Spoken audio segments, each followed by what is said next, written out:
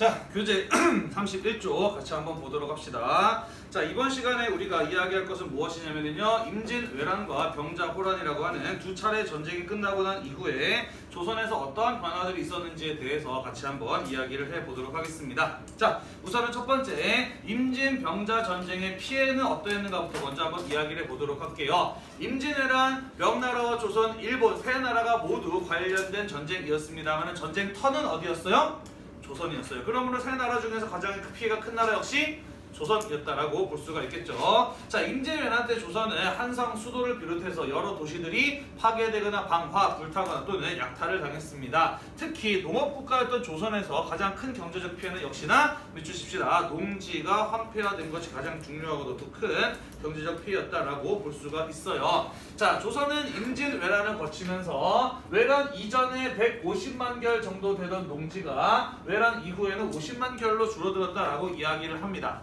자, 결이라고 하는 게 오늘날 사용하는 단위가 아니라서 정확히 얼마가 줄어들었는지는 모르겠지만은 대략 감 잡을 수 있어요. 그죠? 이 임진왜란이라는 전쟁으로 인해서 조선의 농업 기반이 얼마나 줄어들었어요? 3분의 1 수준으로 줄어들었어요. 그죠? 자, 그래서 임진왜란을 겪으면서 사실은 전쟁터에 나가서 싸우다 죽은 사람, 포로로 끌려간 사람도 많았지만은 굶어 죽은 사람도 상당히 많았었다라는 것이죠. 조선은 대단히 큰 경제적인 피해를 입은 것이 바로 이 임진왜란이었다라는 것이에요.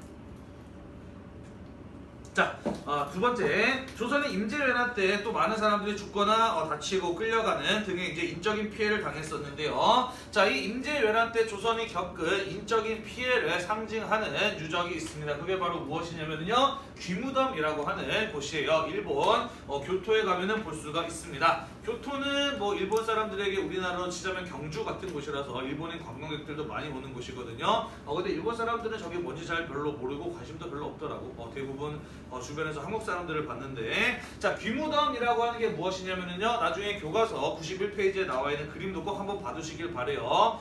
수능이나 모의고사에 출제된 적도 있거든요. 뭐냐면요, 임진왜란 중에 일본군이 베어온 조선인의 귀와 코를 묻은 무덤이 바로 이 귀무덤이라고 하는 것입니다. 자, 그러면은 일본군들은 왜 임진왜란 중에 조선 사람들의 귀와 코를 베어가지고 그것을 굳이 여기 일본까지 가지고 와서 땅에다 묻었을까? 이유는 무엇일까요? 사이코패스라서? 자, 임진왜란 이전부터 생국구 시대 때부터 일본에서는 이 병사들로 하여금, 무사들로 하여금 열심히 싸우게 만들기 위해서 일종의 포상제도를 시행을 했어요. 어떤 포상제도를 시행을 했느냐? 전쟁터에 나가서 열심히 싸워서 적을 죽였어. 그러면은 그 적의 머리를 베어가지고 오면은 그 머리의 개수에 따라서 몇 명 죽였다라는 거에 맞춰서 포상금을 주는, 혹은 뭐 땅이나 이런 것들을 주는 제도를 시행했었다라는 것이죠. 자, 그래서 전투가 끝나고 난 이후에 전투에 참여한 군인들은 적의 목을 베어왔었는데, 문제는 머리는 크고 무거워요. 그죠? 사람 투신자사라면 머리부터 땅에 떨어지는 거 아나요? 선생님은 군대에 있을 때 운전병 지원해서 갔는데 군대에 이제 헌병대 운전병으로 떨어졌거든. 그래가지고 요즘에 뭐 넷플릭스 드라마에 DP 이런 거 이제 한참 유행 많이 하던데, 그지? 그래서 신기했어. 나도 이제 군 생활할 때 주변에 이제 DP들이 많이 있었거든. 지금도 연락하는 친구들이 있는데, 근데 그런 얘기가 실제로 드라마로 만들어질 줄이야 되게 좀 신기하더라고. 내가 바로 옆에서 보던 것들을. 아무튼 그래서 이제 헌병대 운전병으로 가서 이제 사고 사러 죽은 군인들의 시체로 몇 번 봤어. 많이 본 건 아니고 한두 번 봤는데, 그 중에서 좀 이게 충격적이었던 거는, 제일 징그러웠던 거는 그 익사체, 물에 빠져 죽은 사람하고 투신자 사람 거, 이 두 개가 되게 충격적이었는데, 익사체 같은 경우에는 정말 물에 팅팅 불어가지고 이게 사람인지 아닌지를 구분하기 어려울 정도 되게 좀 그런 징그러운 모습이었고, 그 다음에 이제 추락해서 떨어져 죽은 사람들 같은 게 머리부터 떨어진다라고 했잖아요. 머리가 무거워서, 그지? 그래서 머리부터 딱 떨어지기 시작을 하면은 바닥이 딱딱하니까 뼈가 이렇게 밀려. 그래서 이제 어깨뼈가 한 여기쯤 와 있고, 갈비뼈가 이제 이렇게 바깥으로 좀 이렇게 내려와 있고, 그 다음에 이제 꼬리뼈하고 엉덩이뼈는 엉덩이 밖으로 이렇게 튀어나오는 그런 어떤 점심 먹기 전이라 좀 그런데 좀 징그러웠거든. 자, 아무튼 머리는 들고 다니기 어때요? 크고 무거워요. 그죠? 그래서 머리를 가지고 와서 전공을 포상하는 제도에서 뭘로 바꾼 거예요? 귀나 코를 베어오는 것으로 전공을 계산하는 걸로 바꾼 겁니다. 그죠? 그래서 사람한테 코는 몇 개 있어요? 하나 있어. 그지? 그래서 코 하나를 베어오면 사람 하나 죽인 걸로 쳐주는 겁니다. 귀는 몇 개 있어요? 두 개 있어요. 그죠? 귀 두 개 베어가지고 오면 사람 하나 죽인 걸로 쳐주는 제도였던 것이죠. 그래서 그렇게 계산 다 해서 정분 포상을 하고 난 다음에 남은 코와 귀는 땅에다 묻어가지고 제사를 지냈던 겁니다. 그게 바로 일본에 있는 이 귀무덤이라고 하는 것이에요. 임진왜란 때 조선인이 겪었던 이 인적인 피해를 상징하는 유적이 바로 일본 교토에 있는 귀무덤이라고 하는 곳이다 라는 것도 기억해 두도록 합시다. 나중에 사진 한번 꼭 보고 넘어가시기를 바래요. 자, 병자호란 때 보도록 합시다. 자, 병자호란 때는 어떠한 피해를 입었느냐? 자, 봅시다. 첫 번째, 병자호란 이후에 조선은 청나라와 조공과 책봉의 관계를 맺게 되었다라고 이야기를 했습니다. 자, 그래서 이후에 청나라가 명나라 정벌에 필요한 식량이라든지 무기라든지 병선이라든지 금, 은 같은 것들을 요구했고 전쟁에서 진 조선은 그것을 들어줄 수밖에 없었다라는 것이죠. 자, 병선이 뭔가요?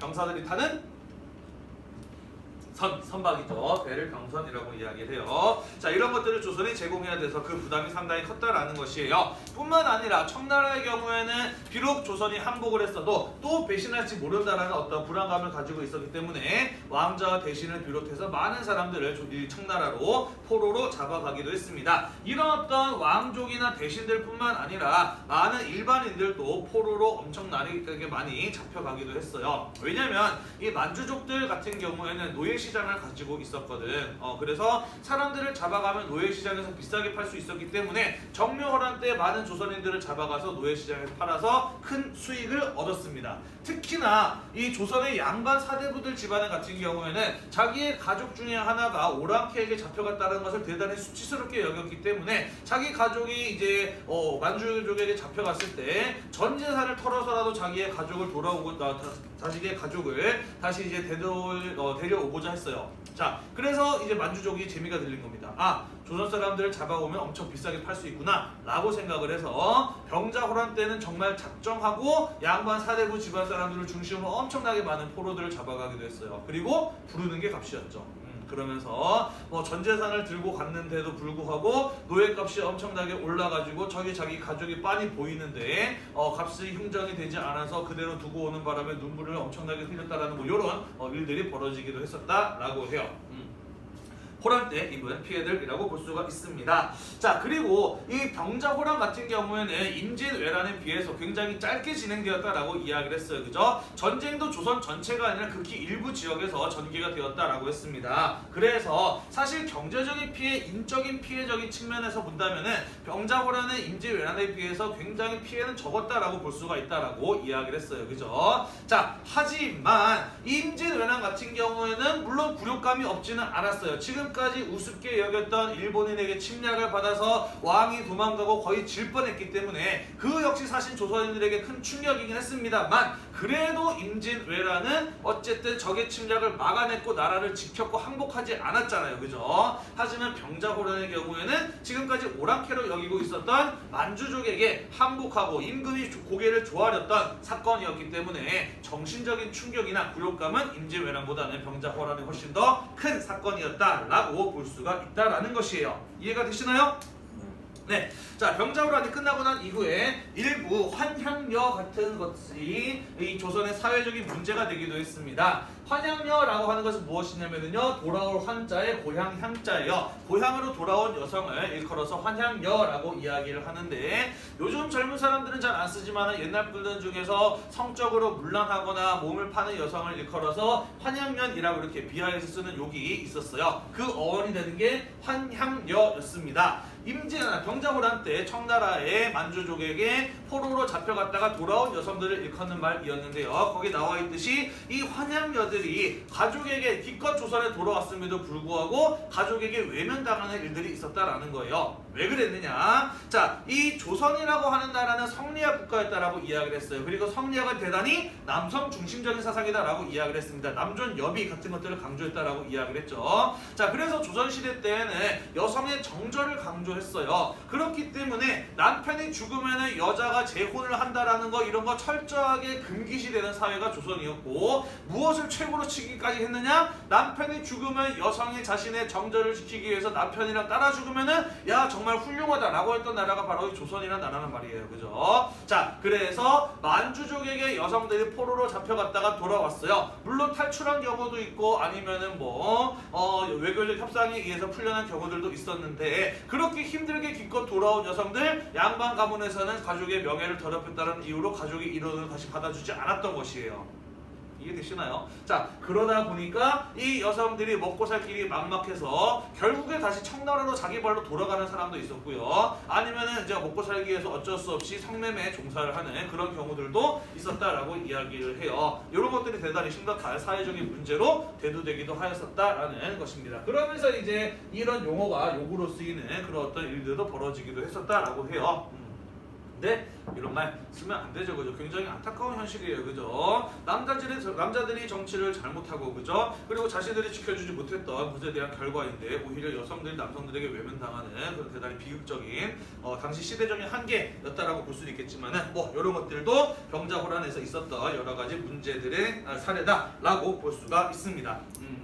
사실 여러분들은 동의하는지 모르겠지만 선생님이 한국도 가보고 중국도 가보고 일본도 가봤지만은 물론 연예인들은 다 예쁘긴 하지만은 일반인들을 놓고 맞아 사람의 얼굴 보고 평가하는 거 아니라고 했는데 아무튼 선생님이 한국 사람이라서 그런지 모르겠지만 한국, 중국, 일본 여자들 중에서는 한국 여자들이 제일 예쁘다라고 생각을 해요. 실제로 고려시대 때에도 이 고려의 여자들이 미인이 많다라고 소문이 나가지고 몽골족들 같은 경우에는 내가 좀 잘나가는 몽골 귀족이다라고 하려면은 고려 여자 한 명쯤은 첩으로 데리고 있어야 됐다라는 이런 말이 돌 정도로 이제 옛부터 이제 우리나라는 미인이 많기로 되게 유명한 나라였다라고 해요. 그래서 그런지 몰라도 해외 여행 가봤을 때 특히 아시아권 여행 가봤을 때 그래도 우리나라 여자들 되게 예쁜 편이었구나라고 이렇게 생각을 하게 되더라고. 내가 이제 한국 사람이라서 그런지 모르겠지만 좀 이제 관광지 같은 데 가다가 여기도 저렇게 예쁜 여자가 있는데 좀 가까이 가서 볼까 해서 가까이 가서 보면은 한국말로 대화를 하고 있더라고. 한국 사람이더라고. 네, 그런 일들이 있었다라는 겁니다. 일본 잠깐 볼게요. 자, 일본 같은 경우에는 조선을 침략하는 쪽이었기 때문에 사실 전쟁의 피해로 보자면은 조선에 비할 바는 아니었죠. 하지만은 일본의 농민 백성들도 전쟁터에 끌려가기 싫었고 전쟁 비용을 부담하기 싫었다라는 겁니다. 그래서 자신을 전쟁터로 끌고 가려는 다이묘, 자신에게 지나친 전쟁에 대한 비용을 부담시켰던 다이묘들에 대한 무사와 농민들의 집단적인 저항이나 도망 같은 것들이 일본에서도 일어나기도 했었다라는 것이에요. 자, 그래서 일본에게도 임진왜란의 피해는 있었다라는 것 정도 이해를 하고 넘어가시면 될 것 같아요. 자, 아까 전에 컴퓨터 설치하느라고 조금 시간을 잡아먹어가지고 조금 마음이 급해서 말을 빨리 하는데 알아들을만 하지? 아직까지는 그래도 우리가 지난번에 했던 부분에서 영상도 올라가 있으니까 그죠? 혹시 너무 빠르다거나 못 알아듣겠다 싶으면은 또 지금도 영상을 찍고 나중에 올릴 거니까 나중에 보시길 바래요. 3반이 진도가 제일 느리거든. 니네가 수목금 수업 들었지 않았나? 그치. 그래서 이제 월요일 화요일 수업을 하고 난 다음에 이제 니네 반에서 차근차근 이제 하면 되니까 대체로 이렇게 3반에서 영상을 찍게 될 것 같아요. 문제는 3반 애들이 벙어리라는 거지. 제일 반응이 없고 리액션이 떨어져가지고 내가 수업을 사실은 조금 하기 힘들어하는 말인데 어쨌든 진도가 뒤쪽에다가 여기 찍게 되긴 했거든. 혹시 여기서 영상 찍는 게 불편하면 언제든지 얘기하세요. 다른 방 가서 기쁜 마음으로 다른 방 가서 찍을게요. 알겠지? 자, 넘어갑시다. 정묘, 병자호란 이후에 조선에서는 어떤 대외관계 및 인식의 변화가 일어나는지 같이 한번 이야기를 해보도록 할게요. 자, 첫 번째 대외관계의 변화입니다. 붙여칠게요. 조선은 병자호란 이후에 지금까지 맺어왔던 명나라와의 관계를 끊고 지금까지 명예게 해왔던 4대의 예, 조공과 책봉의 관계를 이후에 누구와 맺게 되었다? 청나라와 맺게 되었다라는 것이에요. 혹시 핸드폰 하는 사람 있으면 핸드폰 하지 마세요. 집어넣어주세요. 자, 그 다음 보도록 합시다. 자, 그래서 지금까지 오랑캐로 여겼던 만주족 청나라에게 명예게 행해왔던 4대 예, 조공과 책봉의 관계를 맺게 되었다라고 하는 것은 성리학적인 사고방식을 가지고 있었던 조선의 양반 4대 부대에는 대단히 어떤 사건이었다? 충격적이고 굴욕적인 사건이었다라고 했어요. 그죠? 우리가 아까 남한산성에서 봤던 그런 어떤 비장한 장면들 있잖아요. 그죠? 실제로 그들이 느꼈던 감정을 잘 표현한 것 같다라고 이야기를 했죠. 그죠? 자, 그랬기 때문에 정묘 병자호란 이후에 효종 주도로 무엇이 논의되었느냐? 북벌론이 논의되었다라는 것이에요. 그것을 대단한 충격과 굴욕으로 여겼기 때문에 효종 주도로 북벌을 논의하게 되었다. 효종이란 아까 우리가 영상에서 봤던 홍타이지에게 고개를 숙였던 조선의 왕 인조의 뒤를 이어서 왕이 된 사람이 바로 이 효종이었고요. 북벌이라고 하는 것은 북벌론이라고 하는 것은 무엇을 말하는 것이냐? 그 밑에 줄에 나와 있죠. 네 글자를 줄여서 복수설치라고 이야기를 하는데 정확한 뜻은 청나라를 정발하여 명나라 조선이 병자호란 때 받은 수치를 싣고 임진왜란 때 조선을 도와줬던 명나라의 의리, 제조지인에 대한 의리를 지키자라는 주장이 바로 이 북벌론이라고 하는 것이에요. 자, 하지만 실제로 조선이 청나라를 공격을 하는 그런 일은 일어나지는 않았습니다. 자, 이렇게 이해하고 넘어가셔도 상관은 없는데 좀 북벌론에 대해서 자세히 설명하고 넘어가고자 합니다. 왜냐면은요, 2학기 수행평가 논술 주제 가운데 하나가 이 북벌론이거든요. 왜냐면 북벌론이 왜 나왔느냐를 이해하는 것은 조선 후기 사회를 이해하는데 굉장히 중요한 키워드가 될 수 있어요. 당시 조선에 맞물려 있었던 여러 가지 상황들을 종합적으로 이해해야 왜 북벌론이 나왔는지에 대해서 이해를 할 수가 있거든요. 그래서 북벌론에 대해서 조금 자세하게 이야기를 하고 넘어가도록 하겠습니다. 자, 북벌론은 언제 제기가 되었었느냐? 방금 이야기했듯이 효종 때, 조선 효종 때 제기가 되었고요. 효종 때 진짜로 청나라를 정벌할 것처럼 군대를 훈련시키고 무기를 만들고 식량을 비축하는 등의 움직임이 일어났었습니다. 그러면서 이러다 진짜 청나라 정벌하는 거 아닌가? 라는 듯한 느낌이 살짝 들었지만 때마침 이제 국내에서 태풍이나 태풍이나 가뭄 같은 그런 어떤 여러 자연재해가 일어나게 되면서 지금 백성들의 삶이 힘드니까 전쟁할 때가 아닙니다 라고 효종을 주변에서 만류해서 결과적으로는 청나라를 정벌하는 일은 시행되지 않았었다라는 것입니다. 이후에 북벌론은 한 번 더 제기가 돼요. 언제 제기가 되냐면은 조선 후기 숙종 때 청나라에서 이른바 3번의 난이라는 사건이 일어납니다. 나중에 뒤에서 좀 더 자세하게 이야기를 할 건데요. 3번의 난의 경우에는 청나라 만주족의 지배에 대해서 이 중국의 한족들이 일으켰던 대규모 반란이 바로 이 3번의 난이라는 사건이에요. 그래서 지금 중국의 한족들이 청나라를 무너뜨리겠다고 난을 일으켰는데 이때야말로 우리가 청을 정벌할 절호의 기회 아니야? 북벌 준비해야 되는 거 아니야? 라는 그런 논의가 조선 내부에서 잠시 일어났었다라는 것이죠.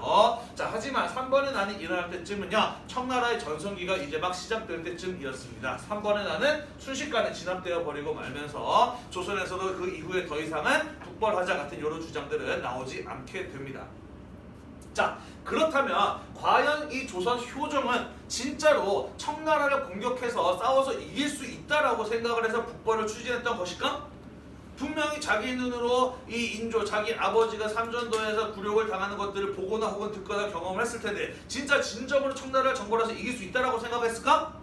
아니었을 거예요. 그죠? 그렇다면 도대체 왜 이는 이 북벌을 추진하였을까? 그 배경을 이해하려면은 이 효종과의 즉위 과정을 좀 살펴볼 필요가 있습니다. 간단하게 이야기를 하고 넘어가도록 할게요. 자, 인조에게는 왕위 계승을 가능성이 있는 아들 여러 있었습니다만은 그 대표적인 왕자가 바로 소현세자와 복림대군이었어요. 아까도 이야기했듯이 인조가 청나라에게 항복하고 난 이후에 조선이 또다시 배신할지 모른다는 생각을 했기 때문에 청나라는 두 명의 왕자를 인질로 잡아갔습니다. 그러다가 명나라가 멸망하고 난 이후엔 더 이상 우려가 없어졌기 때문에 두 명의 왕자를 다시 조선으로 돌려보냈어요. 자, 그런데 소현세자는 인질 생활을 끝나고 조선으로 돌아온 지 얼마 지나지 않아서 멀쩡했던 사람이 갑자기 의문의 죽음을 당하게 됩니다. 사실 많이 멀쩡했던 것은 아니에요. 말라리아라고 하는, 그러니까 학질이라고 하는 당시에 불렀던 병에 걸렸고요. 물론 뭐 열이 많이 나고 아픈 병이긴 합니다만 그렇게 죽을 병까지는 아니었거든요. 충분히 치료가 가능한 병이었다라고 해요. 조선시대 때에도. 자, 그래서 굉장히 많이 아팠습니다. 그래서 의원이 놔주는 약침을 맞았는데 의원이 놔주는 약침을 맞은 지 3일 만에 온몸이 시커멓게 변하고 피를 토하면서 죽었다라고 이야기를 해요. 몸이 시커멓게 변하고 피를 토하면서 죽는 거 어떻게 죽을 때 대표적인 나타나는 현상이에요? 독살당할 때 나타나는 대표적인 현상이에요. 그죠? 소현세자는 독살당했을 가능성이 매우 높습니다. 그렇다면 여기서 또 하나의 문제가 생기네요. 누가 소현세자를 죽였을까? 소현세자를 죽인 사람은 누구일까? 사실 그것도 우리가 정확하게는 알 수 없고 누가 죽였다고 범인이 나온 것도 아니고 인정한 것도 아니기 때문에 추측할 수밖에 없는데 누가 죽였을 가능성이 매우 높냐면 바로 인조가 죽였을 가능성이 매우 높습니다. 왜냐면은요, 왕이나 세자의 건강은 조선시대 때는 국가 최고의 관심사예요. 매우 중요한 일이라는 말이지. 그래서 왕이나 세자가 감기만 걸려도 어떤 기록이 조선왕조실록에 나오느냐? 왕실 의사, 어의를 처벌한 기록이 조선왕조실록에 기록이 되어 있어요. 자, 그런데 세자가 죽었는데 그 어의를 처벌한 기록이 조선왕조실록에 기록되어 있지 않아요. 세자가 죽었는데도 어의를 아무도 처벌하지 않았다. 이 세자의 죽음을 덮고 넘어갈 수 있을 만한 힘을 가진 사람은 누구밖에 없어요? 인조밖에 없어요. 그죠? 인조가 얘가 죽을 걸 이미 알고 있었다라는 소리가 되잖아요. 그죠? 자, 그렇다면은 도대체 인조는 이 소현세자를 왜 죽였을까에 대한 문제가 또 남습니다. 그죠? 뭐 예전에는 이러한 해석들이 널리 유행을 했었어요. 소현세자 청나라에 갔을 때, 인질로 잡혀 있을 때 청나라 사람들이 소현세자한테 되게 잘해줍니다. 자기들이 오랑캐가 아니라는 걸 알리기 위해서 앞으로 조선이 왕이 될 세자에게 굉장히 적극적으로 자기들이 받아들인 새로운 어떤 문물 같은 것들을 소개해주면서 신기한 것들을 많이 보여주면서 이 소현세자를 자기 편으로 만들기 위한 노력을 많이 해요. 그래서 소현세자가 친청파가 됐고 친청적인 인식을 가진 세자가 돌아오자 친명배금 정책을 내세워서 집권하고 즉위했던 인조와 서인이 소현세자를 눈의 가시처럼 여겨서 죽였을 것이다 라는 이런 가설이 널리 유행을 했었어요. 뭐 그러면서 뭐 소현세자가 인조를 만났을 때 청나라에 대해서 우호적인 발언을 했고 인조가 열받아가지고 벼루를 집어 던져가지고 머리에 맞았다 뭐 이런 얘기가 돌기도 했었는데요. 아마 사람들 사이에서 지어낸 얘기일 가능성이 매우 높아요. 왜냐면 소현세자 같은 경우는 그렇게 친청적인 성향을 보이지도 않았거니와 인조도 역시 굳이 친청적인 성향을 보인 사람들에 대해서 그렇게까지 강한 반감을 보이지도 않았거든요. 그렇다면 도대체 왜 죽였느냐? 이런 얘기 있죠. 권력은 부모 자식 사이에서도 나누는 게 아니다라는 말이죠. 그죠? 소현세자 백성들에게 인기가 굉장히 많았습니다. 왜 많았냐면 일단 이 사람 자체가 훌륭한 사람이기도 했었는데요. 그런 거 있어요. 여러분 전래동화나 이런 이제 오래된 얘기나 이런 것들 보면은 주인공이 왕이나 왕비예요, 왕자나 공주예요? 왕자와 공주예요. 그죠? 원래 왕자와 공주라는 이 캐릭터 자체가 인기가 많을 수밖에 없습니다. 게다가 소현세자의 경우에는 오랑캐에게 끌려간 비운의 왕자라고 하는 그런 어떤 이미지가 또 만들어져 있었어요. 그죠? 마치 넷플릭스 드라마 킹덤에서 그 주인공이 조선의 왕자였잖아. 그지? 서자 왕자였잖아. 그지? 뭐 그런 거 비슷하게 백성들에게 굉장히 인기 많은 사람이 바로 이 소현세자였습니다. 뿐만 아니라 똑똑하고요. 외교적인 감각도 뛰어나서 청나라에서 인질생활을 하는 동안 청나라 고위 대신들이 야, 쟤 정말 훌륭하다. 나중에 저런 애가 조선의 왕이 되면 조선은 걱정이 없겠네? 라는 얘기를 들을 정도로 굉장히 훌륭한 어떤 모습들을 보여줬고요. 청나라 관리들에게도 굉장히 뜨거운 어떤 인기를 누렸던 사람이 바로 이 소현세자입니다. 그리고 인질생활 끝나고 돌아올 때 청나라에 잡혀갔던 조선의 많은 백성들을 데리고 돌아와요. 인기가 많을 수밖에 없겠죠. 그죠? 그럼 이제 인조가 소현세자를 왜 죽였는지 대충 감이 오나요? 질투한 거예요. 그죠? 인조 역시 광해군을 몰아내고 그 자리를 차지한 사람이잖아요. 그죠? 가 나를 그렇게 하지 않을까, 나를 허수아비로 만들지 않을까, 나는 어떤 그런 것을 느꼈을 가능성이 큽니다. 왜냐면 인조가 자기가 죽였다고 인정하지 않았기 때문에, 말한 적은 없기 때문에. 그렇지만 아마 이런 것들을 종합적으로 판단해 봤을 때 그래서 죽인 것이 아닐까라고 생각이 든다라는 것이죠. 자, 그래서 우리가 얘기하고자 하는 바는 뭐냐면은 원래 이 복림대군은 왕이 될 사람이었다 아니었다? 아니었다라는 거예요. 이 소현세자 같은 경우에는 아들도 있었어요. 그러니까 이 소현세자가 정말 누구에 의해서 살해당한 것이 아니라 정말 병으로 죽었다라고 한다면은 당연히 인조 다음에 누가 왕이 되어야 되느냐? 소현세자의 아들이 왕을 이어야 받아야 되는데 인조는 자기가 죽을 때 누구를 세자로 책봉했냐면 복림대군을 세자로 책봉을 했고 그가 왕위에 올랐으니 그게 바로 효종이라는 것이죠. 따라서 효종은 원래 왕이 될 사람이 아니었기 때문에 무엇을 보여줄 필요가 있었느냐? 왜 내가 조선이 왕이 될 수밖에 없느냐라고 하는 왕의 즉위 무엇? 명분을 보여줄 필요가 있었다라는 거예요. 그래서 나는 성리학 국가인 조선에서 성리학적인 명분을 지키는 왕이야, 중화사상 명나라에 대한 의리를 지키려고 생각하는 왕이야 라고 하는 것을 보여주어야 왕으로서의 자신의 권력을 안정시킬 수 있었다라는 것이에요. 나아가서 친명배금 정책을 추진했던 서인들, 나도 너네랑 생각이 같아, 너네 편이야 라고 하는 것을 보여줌으로써 서인들의 지지를 얻을 필요도 있었다라는 것이죠. 자, 그래서 효종이 북벌을 추진한 것은 아마도 자신의 권력을 안정시키고 나아가서 국벌 추진하는 과정에서 군사제도 개편하고 그 다음에 뭐 여러 가지 새로운 어떤 체제 정비, 시스템 정비 같은 것들이 들어가게 되거든요. 그러면서 권력의 안정과 더불어서 체제 정비 수단으로서 국벌을 활용한 것이다 라고 보는 게 가장 어떻게 보면 타당한 해석일 수 있다라는 것이에요. 무슨 말인지 이해가 되시죠? 실제로 효종이 이 서인들이 마음에 안 들면 막 그렇게 윽박질렀어. 야 니네 국벌하자며 지금 당장 쳐들어가자. 근데 이렇게 막 이제 압박을 한단 말이죠. 하지만 효종이나 서인이나 머릿속으로 다들 알고 있어요. 국벌을 실제로 실행에 옮길 수 없다는 것을 알고 있었을 것이에요. 그죠? 자, 이게 바로 국벌론이라고 하는 것이 되겠습니다. 이해가 되시죠? 넘어갑시다. 자, 그러다가 명나라가 멸망하고 난 이후에는 조선에서 어떤 사상이 대두가 되냐면요, 조선 중화주의라고 하는 사상이 나타나기 시작을 합니다. 조선 중화주의, 다른 말로는 조선은 작은 중화다라는 의미에서 소중화주의라고도 하는 것이 바로 이 조선 중화주의라고 하는 것이에요. 자, 조선 중화주의라고 하는 것이 나타나게 되면서 17세기에 풍미하게 되는데, 조선 중화주의란 무엇이냐?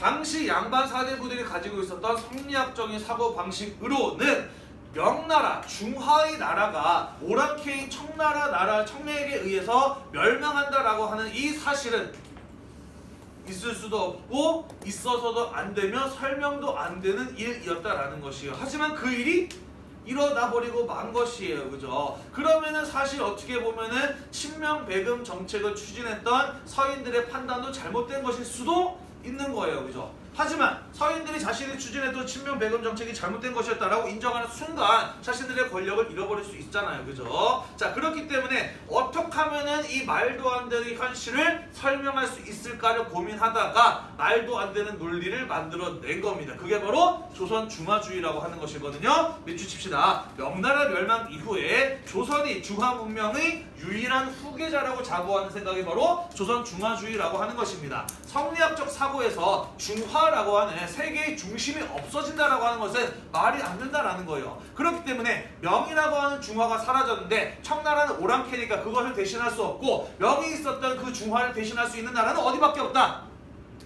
어디밖에 없다?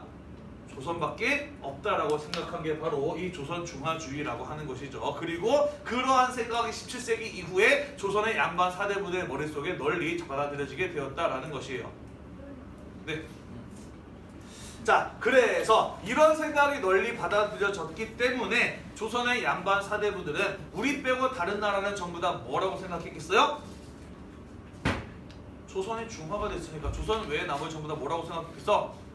오랑캐라고 생각을 한 거예요. 그죠? 그래서 다른 나라들이 신항로 개척 이후에 유럽 상인들이 가져왔던 신기한 문화와 기술들을 받아들이고 배우려고 하고 있을 때 조선은 오랑캐의 것들, 우리 말고 다 오랑캐는 누구로부터 배우겠어? 라고 하면서 청나라로부터 들어오는 문물이나 이런 것들에 대해서 상당히 소극적이고 폐쇄적인 태도를 취하게 되는 겁니다. 그러다가 이제 흥선대원 그때 가게 되면서 갑자기 쾅 하고 서양 세력들과의 어떤 접촉이 시작이 되는 것이죠. 그죠?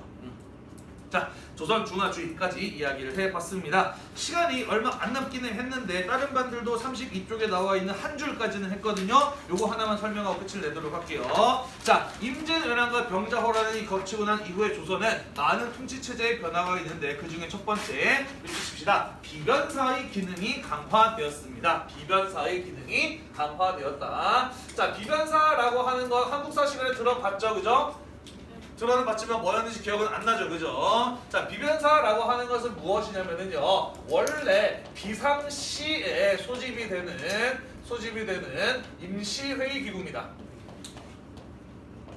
비상시에 소집이 되는 임시회의 기구예요. 자, 시대에 따라 조금 다르기는 한데요. 원래 조선의 행정 절차 과정은 어떤 식으로 진행이 되냐면 이런 식으로 진행이 됩니다. 왕이 명령을 내리면은 영의정, 좌의정, 우의정 3정승을 거쳐서 2호, 예병, 현공 6개의 부서로 각각 그것이 흩어져서 일처리를 합니다. 그리고 일처리 끝나면 그들이 다시 영의정, 좌의정, 우의정을 거쳐서 왕에게 보고를 하는 시스템인데요. 언제?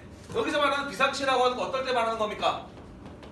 전쟁과 같이 상황이 급박하게 돌아가는데 왕이 명령을 내리고 보고하고 이런 식으로 느긋하게 일처리를 할 수가 없어요. 그죠? 그래서 국가 중대사를 처리하는 사람들이 한꺼번에 모두 모여가지고 일을 처리하는 임시회의 기구가 바로 이 비변사라고 하는 것이었다라는 것이죠. 이해되나요?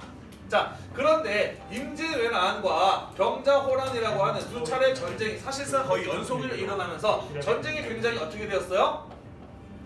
길어졌어요. 장기화되었어요. 그죠? 자, 그래서 맨날 이 비변사에 모여서 사람들이 일처리를 하다 보니까 원래 임시기구였는데 맨날 설치되는 기구, 상설기구로 바뀌게 되었다라는 것이고요. 나아가서 원래는 전쟁과 같은 상황에서 대처하는 국방의 업무만 담당하는 곳이었으나 맨날 사람들이 여기 모여서 회의하다 보니까 국방뿐만 아니라 일반 행정적인 업무까지도 함께 담당하게 되었던 곳이 바로 이 비변사라고 하는 곳이 되겠습니다. 다시 말해서 조선의 모든 권력이 모여있는 곳, 그게 바로 비변사였다라는 것이죠. 이해가 되시죠? 한 줄만 더 쓸게요. 자, 그러다 보니까 나중에 세도 정치 시기가 가게 되면서 이 안동 김씨들이 어떻게 하는 것이에요? 아까도 얘기했듯이 비변사가 뭐가 됐다고? 조선의 모든 권력이 모인 곳이 됐다고. 비변사 하나만 잡으면 조선의 모든 권력을 다 장악한 거예요. 그래서 안동 김씨 같은 외척들이 어떻게 한 겁니까? 세도 정치 시기에 이 비변사 하나 딱 잡았던 거예요. 그죠? 자, 그래서 나중에 이 안동 김씨와 같은 세도 정치를 협파한 사람 누구였어요? 흥선. 대원군이 실시했었던 여러 가지 개혁들 중에서 가장 중요했던 거가 뭐였냐면 바로 비변사의 협파라고 하는 것이 있었어요. 기억이 나죠? 그죠? 자, 임진왜란과 병자호란 거치고 난 이후에 조선에서 어떠한 체제의 변화가 있었느냐, 통치 체제의 변화가 있었느냐, 다음 시간에 마저 이어서 살펴보도록 하겠습니다. 오늘도 공부하느라고 대단히 고생이 많으셨고요. 오늘 수업이 여러분들의 공부에 도움이 되셨다면 구독과 좋아요 잊지 말고 눌러주세요. 수고했습니다. 감사합니다. 네.